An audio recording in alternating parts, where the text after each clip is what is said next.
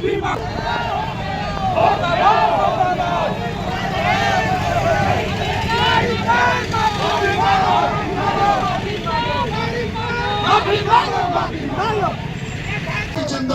जिंदाबाद जिंदाबाद बीएसपी की क्या पहली।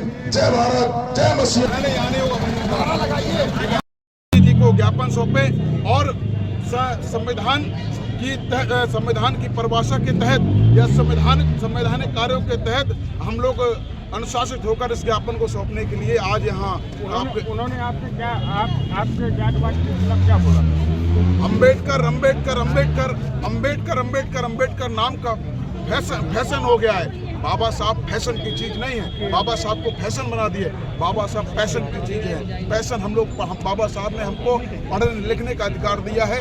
देश में गैर बराबरी व्यवस्था के विरोध में खड़ा करने का हमें मुकम्मल किया है। इसलिए बाबा साहब हमारे लिए भगवान हैं। इसीलिए बाबा साहब, क्योंकि हमने तो भगवान को नहीं देखा है, लेकिन हमने तो बाबा साहब ने जो हमारे लिए किया है, बाबा साहब ने जो हमें इस देश में गैर बराबरी व्यवस्था में को खत्म करके, छुआछूत की व्यवस्था को खत्म करके शिक्षा को हमें शिक्षा का अधिकार हमको दिया है।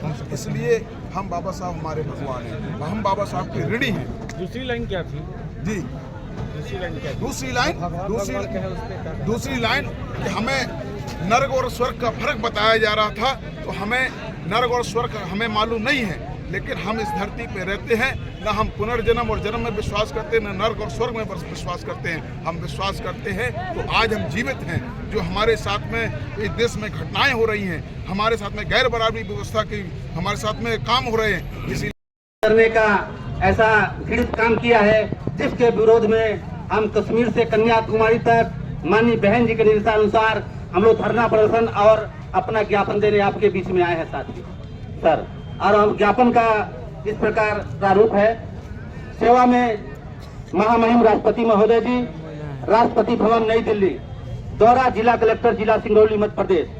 विषय केंद्रीय गृह मंत्री द्वारा बाबा साहब डॉक्टर भीमराव अम्बेडकर विरोधी वक्तव्य के संबंध में ज्ञापन।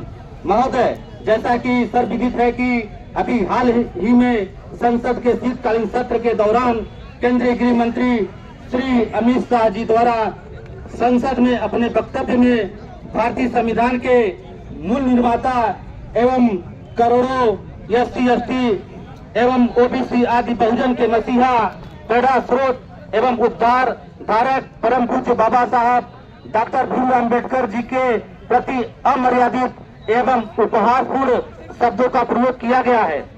यह न केवल शोभनीय है, बल्कि बाबा साहब के प्रति गहरी असंवेदनशीलता है। वह जातिवादी मानसिकता को प्रदर्शित करता है। इससे बहुजन समाज के आत्मसम्मान और स्वाभिमान को काफी ठेस पहुंचाई गई है और